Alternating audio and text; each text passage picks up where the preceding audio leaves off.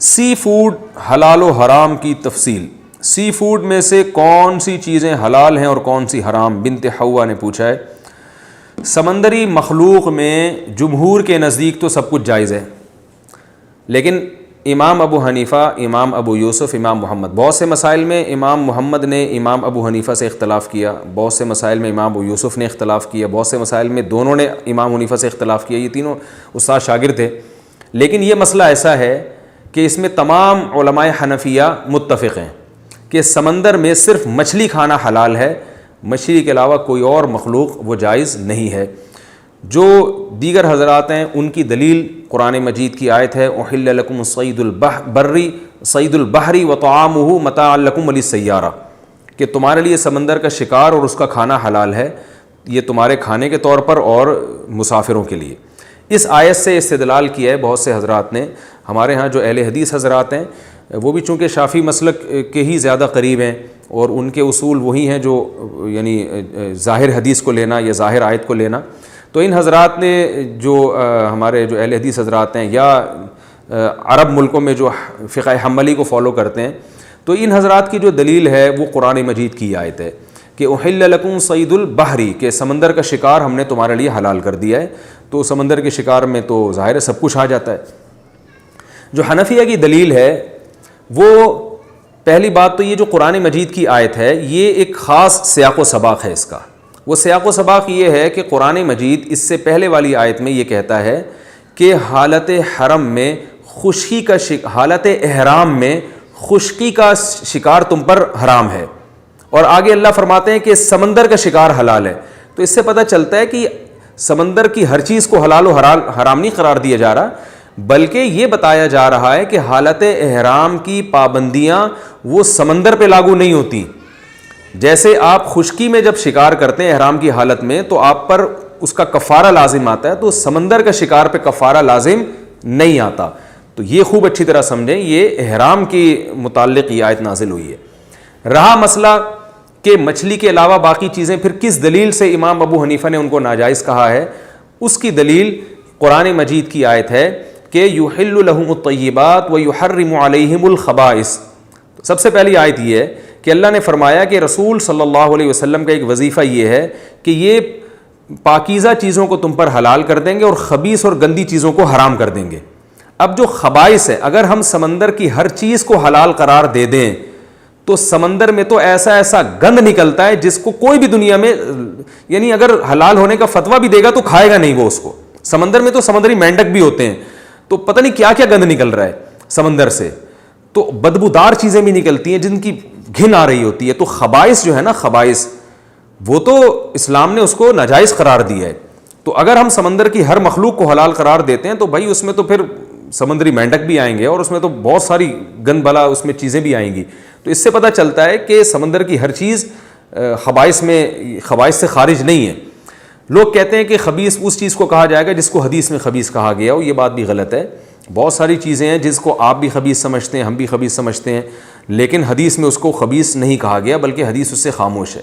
مثال کے طور پر عرب علماء یہ جو منی ہے اس کو پاک کہتے ہیں، حرام یعنی ناپاک نہیں کہتے، مگر اس کے کھانے کو حرام کہتے ہیں، اور دلیل یہ دیتے ہیں کہ یہ خبائث میں ہے، یعنی سلیم الطبع انسان اس کو کبھی بھی گوارا نہیں کرتا.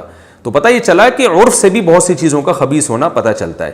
اب مچھلی کو کیوں مستثنیٰ کیا گیا، اس کی دلیل رسول اللہ صلی اللہ علیہ وسلم کی حدیث ہے احلت لنا میتتان السمک والجراد. آپ صلی اللہ علیہ وسلم نے فرمایا اللہ نے دو مردار ہمارے لیے حلال کیے ہیں، ایک مچھلی اور ایک ٹڈی. اچھا، مردار بھی قرآن کے مطابق حرام ہیں، جتنے بھی مردار ہیں اللہ تعالیٰ نے قرآن میں فرمایا کہ جگہ جگہ قرآن میں یہ آیت ہے کہ اللہ تعالیٰ نے تم پر مردار کو حرام کر دیا ہے، یعنی جو مردار ہے وہ آپ نہیں کھا سکتے، جانور ذبح کر کے کھانا پڑے گا. تو سمندر کی جتنی مخلوق ہے وہ تو سب مردار ہے، وہ ذبح تو نہیں کی جاتی.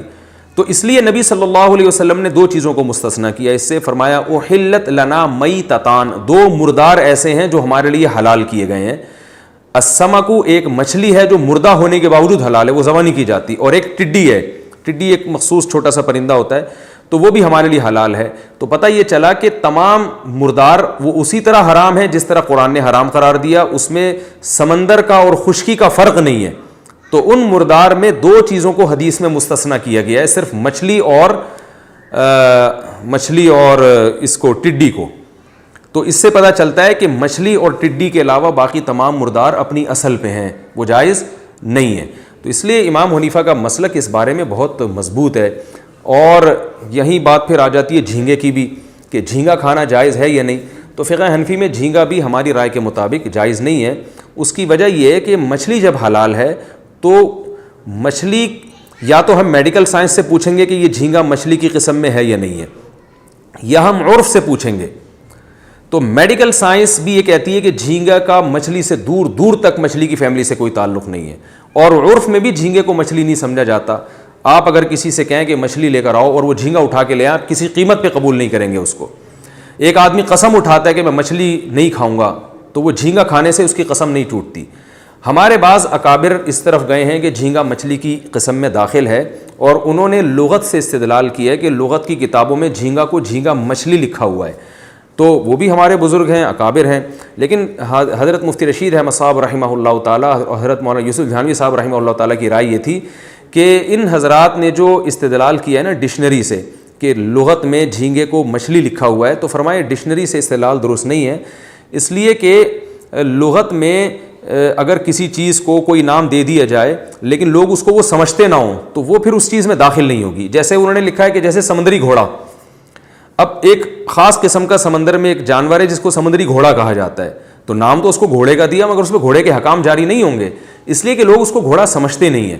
تو جھینگا نہ میڈیکلی مچھلی سے کچھ میچ کرتا ہے. ڈاکٹر تو یہاں تک کہتے ہیں کہ کسی گدھے کو اگر انسان کہہ دیا جائے نا تو یہ میڈیکلی اتنا عجیب نہیں ہے, کیونکہ گدھے کے بہت سارے پارٹس انسان سے ملتے ہیں. اس میں ریڑھ کی ہڈی ہے, اس میں پورا وہی تقریباً وہی سسٹم ہے جو انسان کا ہوتا ہے. لیکن جھینگے کو مچھلی کہہ دینا, میڈیکل سائنس بالکل اس کی نفی کرتی ہے کہ جھینگا مچھلی کی دور دور تک بھی کسی قسم میں داخل نہیں ہے. تو اس لیے ہماری رائے کے مطابق جو حضرت اقدس مولانا یوسف جھانوی شہید رحمۃ اللہ علیہ کی رائے تھی اور حضرت مفتی رشید احمد صاحب رحمہ اللہ کی رائے تھی, وہ زیادہ مضبوط ہے. اس بیس پر جھینگے سے بھی اوائڈ کرنا چاہیے. لیکن اگر کوئی جھینگے کے جواز کا کوئی معتدل عالم, کوئی بڑے عالم فتویٰ دیتے ہیں تو ان پہ بہرحال وہ بڑے بزرگ ہیں, رائے کا اختلاف علماء میں ہمیشہ سے رہا ہے. تو لیکن میں ایک بات یہ کہتا ہوں کہ اتنی ساری اللہ نے چیزیں کھانے کے لیے پیدا کی ہیں, مچھلیوں کی اتنی ساری قسم ہے, تو آپ ان چیزوں کو کھاؤ نا جو مچھلیاں ہی سینکڑوں اقسام کی اللہ نے پیدا کی ہیں. تو آپ کیوں جھینگے کی طرف جا رہے ہو جو اختلافی چیز ہے؟ تو اس لیے اس میں جو ہے وہ اگر مچھلی نہیں مل رہی آپ کو, یا سمندر میں آپ سفر کر رہے ہو اور کھانے کو ترس رہے ہو, تو ٹھیک ہے پھر چلیں جھینگا کھا لیں آپ. لیکن اس میں ایک بات یہ ضرور ہے کہ اس میں میری ایک ذاتی رائے یہ ہے کہ جن قوموں کو جھینگا کھانے کی عادت پڑ چکی ہے, جو باپ دادا سے کھاتے چلے آ رہے ہیں, جیسے بنگلہ دیش میں بہت زیادہ جھینگا آج سے نہیں صدیوں سے کھایا جا رہا ہے, تو علماء خود ایک اصول بیان کرتے ہیں کہ کسی قوم سے عادت چھڑوانا یہ بہت مشکل کام ہے. تو پھر اس میں یعنی لچک پیدا ہو جاتی ہے مسئلے میں. تو چونکہ باقی ائمہ کرام امام شافعی, امام مالک, امام احمد بن حنبل جھینگے کے جواز کے قائل ہیں, تو پھر ایسی قوم جن کی گھٹی میں ایک چیز شامل ہو گئی ہے تو پھر ان کے لیے گنجائش کا فتویٰ دینے میں کوئی حرج نہیں ہے, کیونکہ ان سے عادت چھڑوانا بہرحال بہت مشکل کام ہے. اور جھینگے کا جو جائز یا ناجائز ہونا وہ اختلافی ہے. تو اختلاف جب کسی چیز میں پیدا ہو جائے تو یعنی حرج سے بچانے کے لیے پھر اس میں گنجائش کا فتویٰ دیا جا سکتا ہے. تو اس لیے میں یہ کہتا ہوں کہ جن کے پورے خاندانوں میں ہمیشہ سے یہ رواج رہا ہے, احتیاط تو یہ ہے کہ وہ چھوڑ دیں. لیکن اگر وہ نہیں بھی چھوڑتے تو وہ اس معاملے میں امام شافعی رحمہ اللہ تعالیٰ کے فقہ کو فالو کر لیتے ہیں, تو انشاءاللہ اس میں کوئی حرج نہیں ہوگا اور امید ہے کہ گناہ نہیں ہوگا. لیکن بہرحال اوائڈ کریں تو زیادہ بہتر ہے. یہ تو تھا جھینگے کا مسئلہ. لیکن جھینگے کا بزنس اور کاروبار بہرحال جائز ہے. اس کی جواز کی وجہ یہ ہے کہ میں نے بتایا کہ ناجائز کاروبار وہی ہوتا ہے کسی یعنی چیز کو بیچنا جب اس کے ناجائز ہونے پر ائمہ کرام کا اتفاق ہو جائے, پھر اس کا بزنس ناجائز ہوتا ہے. تو کھانے میں تو احتیاط کے پہلو کو ترجیح دی جائے گی, لیکن بزنس جھینگے کا بہرحال اس کو علماء جائز قرار دیتے ہیں, کیونکہ باقی تین ائمہ جو اہل سنت والجماعت ہی کے ائمہ کرام ہیں, امام احمد, امام مالک اور امام شافعی, وہ چونکہ اس کو جائز سمجھتے ہیں. تو کیونکہ عالم اسلام میں یہ مسئلہ اتفاقی نہیں ہے, تو اس لیے بزنس کی اس میں گنجائش ہے اور بزنس کرنے میں کوئی حرج نہیں ہے. یہاں ایک آخری بات میں یہ بھی بیان کرتا چلوں, بعض حضرات نے جن کو کام ہی نیگیٹیوٹی کو فروغ دینا ہے, انہوں نے بیٹھ کے بھی ماضی قریب میں کلپ بنایا اور کہا کہ ویل مچھلی فقہ حنفی میں ناجائز ہے, اور پتہ نہیں کیا کیا پھر ووٹ پٹانگ فضولیات شروع کر دیں. اور دیکھو فقہ، اور لوگ بھی نیچے کمنٹس کر رہے تھے کہ دیکھو یار فقہ حنفی کیسی الٹی الٹی باتیں سکھا رہا ہے، بیل مچھلی کو ناجائز کہہ دیا حالانکہ وہ تو مچھلی ہے. اور پھر دلیل دی ہے وہ صحابہ کرام کے دور میں جو ایک بہت بڑی مچھلی سمندر نے اٹھا کے پھینک دی تھی جس کو عنبر کہا جاتا ہے، اتنی بڑی مچھلی تھی، وہ تو ویل مچھلی لگ رہی تھی، وہ جب صحابہ نے کھائی ہے تو حنفی کون ہوتے ہیں، ایک چیز جب صحابہ نے کھائی ہے تو حنفی اس کو ناجائز قرار دیں. تو اس قسم کے فتنہ پرستوں سے آپ بچیں، اس لیے کہ ویل مچھلی جب مچھلی ہے تو وہ جائز ہے. تو یہ پوری بحث کی بنیاد ہی غلط چیز پہ قائم کی ہوئی ہے، اور حیرت ہوتی ہے لوگوں پر جو یہ تقریریں سنتے ہیں اور یہ تحقیق بھی نہیں کرتے کہ فقہ حنفی میں ایسا ہے بھی یا نہیں. مثلاً انہی محترم نے ایک کلپ بنایا ہے کہ امام حنیفہ کے بہت سے مسائل قرآن کے خلاف ہیں اور فقہ حنفی میں پھر بھی ان کو فالو کیا جاتا ہے. پھر یہ دلیل دی ہے کہ امام حنیفہ کہتے ہیں 2.5 سال تک عورت بچے کو دودھ پلا سکتی ہے، حنفیوں نے امام حنیفہ کے قول کو فالو کیا، قرآن کی آیت کو چھوڑ دیا. حالانکہ یہاں حنفیوں نے امام حنیفہ کے قول کو چھوڑ دیا ہے. حنفیوں کے یہاں فتویٰ یہ ہے کہ 2 سال سے زیادہ عورت بچے کو دودھ نہیں پلا سکتی. باقی امام حنیفہ نے 2.5 سال کا فتویٰ کیوں دیا، اس کے دلائل کیا ہیں، وہ بھی موقع نہیں ہے اس کی تفصیل میں جانے کا، بات بہت لمبی ہو جائے گی. تو یہ سب فتنہ پرست لوگ ہیں جن کو یہ پتہ ہی نہیں ہے کہ حنفی کر کیا رہے ہیں، حنفیوں کا فتویٰ کیا ہے. ان کو یہ نہیں پتہ ہوتا، خود بخود الزام لگا دیتے ہیں اور تھوپ کے پھر اعتراضات شروع کر دیتے ہیں، اور نیچے کمنٹس پڑھنے والے ان کی اندھی تقلید کر رہے ہوتے ہیں، ان کے الزامات کو بھی درست مان رہے ہوتے ہیں اور ان کی جو بھپتیاں کس رہے ہوتے ہیں، فقہا کا مذاق اڑا رہے ہوتے ہیں، اس پہ بھی ان کو اپریشیٹ کر رہے ہوتے ہیں. تو یہ پورے فتنے کے پلندے ہیں.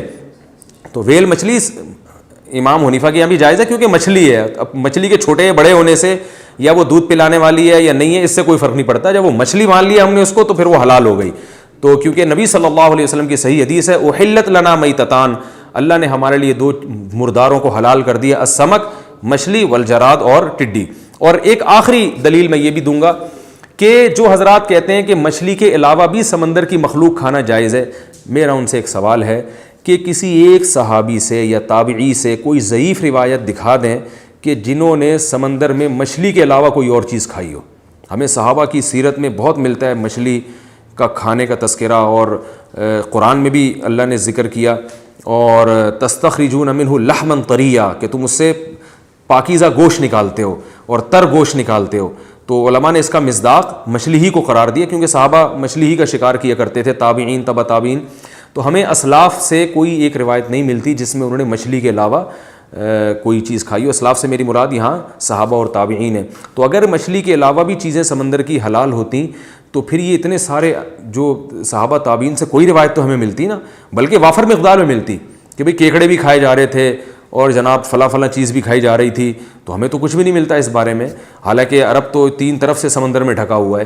تو اس لیے میں دوسرے ائمہ کی رائے کا بہت احترام کرتا ہوں. شافعی فقہ وہ بھی قرآن و سنت ہی کی تشریح ہے، اہل سنت والجماعت میں داخل ہیں. تو ان تمام حضرات ائمہ کے احترام کے باوجود صرف بتانا یہ مقصد ہے کہ جس طرح سے امام حنیفہ پر اس مسئلے میں اعتراض کیا جاتا ہے وہ اعتراض کم علمی کی بنیاد پہ کیا جاتا ہے. آپ کے پاس پورے دلائل ہوتے نہیں ہیں تو آپ نے ایک رائے سنی ہوتی ہے اور دوسرے فقہا کا مذاق اڑانا شروع کر دیتے ہیں. اس روش کو بہرحال بدلنے کی ضرورت ہے. کیا یوٹیوب پر خواتین کی تصویریں اپلوڈ کر سکتے ہیں؟ ظاہرہ کراچی سے پوچھتی ہیں. میرا یوٹیوب چینل ہے جس پر میں فیشن کے حوالے سے ویڈیوز اپلوڈ کرتی ہوں اور خواتین کی تصاویر بھی استعمال کرتی ہوں. کیا یہ جائز ہے؟ اس کی کمائی حلال ہے؟ نیز بیک گراؤنڈ میوزک کا کیا حکم ہے؟ ہائے بڑا مشکل سوال انہوں نے پوچھا ہے.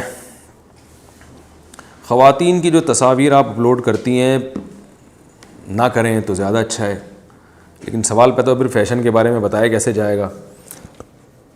تو میں آپ کو مشورہ دیتا ہوں، دیکھیں جوان عورت اور پھر فیشن کے بارے میں آپ کر رہی ہیں تو ظاہر ہے وہ لڑکیاں بھی خوبصورت ہی ہوں گی جن کی تصویریں آپ اپلوڈ کریں گی، پھر ان کو فیشنیبل بنا کے اپلوڈ کریں گی.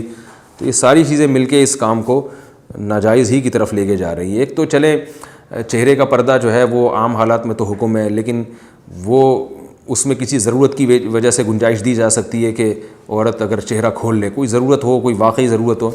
لیکن فیشن کی اجازت کہ فیشنیبل چہرے جوان لڑکیوں کے آپ یوٹیوب پہ اس کی نمائش کریں، تو اس نمائش کو تو بہرحال میں سمجھتا ہوں کہ کوئی بھی جائز نہیں کہہ سکتا. اس لیے آپ ویسے ہی اویئرنیس خواتین کو دے دیا کریں یوٹیوب چینل بنا کے، اور اس میں بہتر ہے کہ آپ اسکارف لیں. اگر آپ ایجڈ خاتون ہیں تو یعنی چہرہ کھولنے کی بھی گنجائش دی جا سکتی ہے. پھر آپ ویسے ہی آپ خواتین کو ٹوٹ کے بتا دیا کریں خوبصورت رہنے کے. جیسے یوٹیوب پہ بہت سارے چینل ہیں جو مختلف قسم کی ٹپس دے رہے ہوتے ہیں, طریقے بتا رہے ہوتے ہیں, تو اس طرح کو تو کیا جا سکتا ہے, اس کی تو گنجائش ہے. لیکن باقاعدہ جوان لڑکیوں کے ان کے چہروں کی تصویریں دکھانا, کیونکہ وہ تصویریں صرف لڑکیاں نہیں دیکھیں گی, وہ تو مرد زیادہ شوق سے دیکھیں گے. وہ فتنے, ظاہر ہے اس میں تو فتنے کا اندیشہ ہے. یہ جو یوٹیوب پہ جو اشتہار آتے ہیں نا, اس میں بعض لوگ کہتے ہیں اس میں بھی تو لڑکیاں آتی ہیں, تو وہ آپ کے مشورے پہ نہیں آتی ہیں, وہ تو گوگل ڈال رہا ہے نا, وہ آپ سے پوچھ کے تھوڑی ڈال رہا ہے, آپ نے تو اس کو ایڈورٹائز کی اجازت دی ہے. اب وہ اگر اس میں لڑکیوں کی اشتہار لا رہا ہے تو وہ غلط کر رہا ہے, لیکن یہاں تو آپ خود خواتین کی تصاویر کو پروموٹ کر رہی ہیں, خود ان تصاویر کا استعمال کر رہی ہیں, تو یہ ٹھیک نہیں ہے, یہ فتنے کا سبب ہے. اس کو آپ شرعی حدود کے اندر رہ کر یہ کام کر سکتی ہیں. آپ کیا آرمی جوائن کرنے کے لیے حجاب چھوڑ سکتے ہیں؟ بنت عبد الہادی لاہور سے پوچھتی ہیں, میں عالمہ ہوں اور شرعی پردہ کرتی ہوں, اب میں آرمی جوائن کرنا چاہتی ہوں, کیا میں اس کے لیے پردہ چھوڑ سکتی ہوں یا میں پھر اپنی خواہش کو دبا دوں؟ دیکھیے, کوئی بھی کام اللہ کی نافرمانی کر کے وہ تو جائز نہیں ہے, چاہے آرمی جوائن کرنا ہو یا کوئی اور کام ہو, جو ناجائز ہے وہ تو ناجائز رہے گا. ہماری خواتین اگر کوئی آرمی میں جانا چاہتی ہیں تو بے پردگی کی قطعاً اجازت نہیں ہے. کوئی جو علماء چہرے کے پردے کو ضروری نہیں سمجھتے, تو بہت زیادہ گنجائش نکالی جائے تو اتنی گنجائش نکالی جا سکتی ہے کہ چہرہ کھولنے کی گنجائش دی جا سکتی ہے, لیکن وہ بھی اس صورت میں جب خاتون کا آرمی میں جانا یہ ملک کی ضرورت ہو. تو مرد الحمدللہ ہمارے ملک میں لڑنے کے لیے اتنی بڑی تعداد میں موجود ہیں کہ خواتین کی فوج بنانے کی ملک کو ضرورت نہیں ہے. اگر ضرورت ہوتی نا تو پھر گنجائش کا بھی فتویٰ دیا جاتا اور گنجائش کے قول پہ بھی عمل کیا جاتا.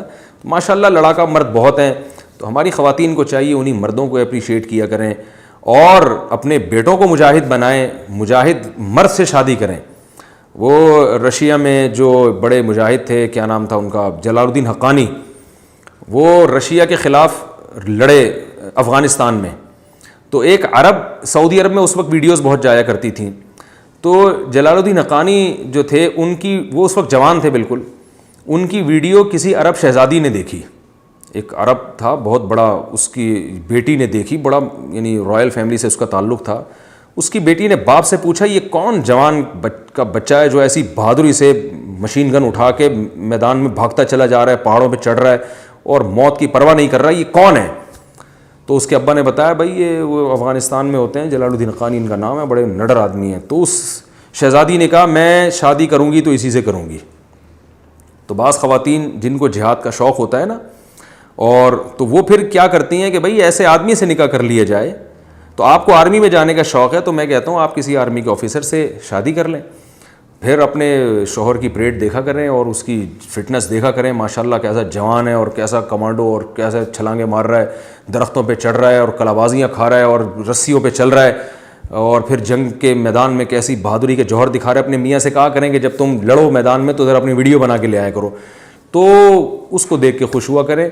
کیونکہ میرا جہاں تک خیال ہے کہ بے پردگی کی بہرحال عورت کو اجازت نہیں دی جا سکتی جب تک کہ آرمی میں کوئی ایسا سسٹم نہیں آتا کہ خواتین کو مکمل پردے کے ساتھ یعنی آرمی جوائن کرنے کا کوئی انتظام ہو. پردے سے مراد کم از کم اتنا تو ہونا کہ سر کے بال مکمل ڈھکے ہوئے ہوں, پورے بازو مکمل ڈھکے ہوئے ہوں. چلیں چہرے کا تو مسئلہ اختلافی ہے, لیکن باقی جسم تو ڈھانپنا وہ تو بہرحال عورت کے لیے ضروری ہے. تو جب تک ایسا سیٹ اپ نہیں ہوتا تو آپ اسی طرح کریں جیسے وہ جو عرب کے جو تھے نا, وہ پھر اس کی شادی انہیں جلال الدین حقانی صاحب سے ہوئی, شہزادی کی شادی, اور ماشاءاللہ ان کے بچے جوان ہو گئے اور بڑی کامیاب زندگی انہوں نے گزاری. اور پھر اپنی اولاد کو آپ مجاہد بنائیں, اپنی اولاد کو آپ کہیں بھائی میں ان کو آرمی میں بھیجوں گی. اس طرح سے اللہ تعالیٰ آپ کی اس خواہش کو ہم دل سے دعا گوئیں پورا کریں. جب تک شریعت پر آپ عمل نہیں کریں گی پورا تو آپ کے لیے آرمی جوائن کرنا جائز نہیں ہے. اسی شرط کے ساتھ آپ کے لیے آرمی جوائن کرنا جائز ہے کہ جب آپ شریعت کو بھی پہلے مکمل فالو کریں. ہو سکتا ہے آرمی میں حجاب کا حکم ہو, یہ تو میں ایک فرضی بات کر رہا ہوں, مجھے معلوم نہیں ہے آرمی کا لاء کیا ہے. اگر پردے کی مکمل پابندی وہاں کرائی جاتی ہے تو پھر کوئی حرج نہیں, آپ جا سکتی ہیں. آسک مفتی طارق مسعود.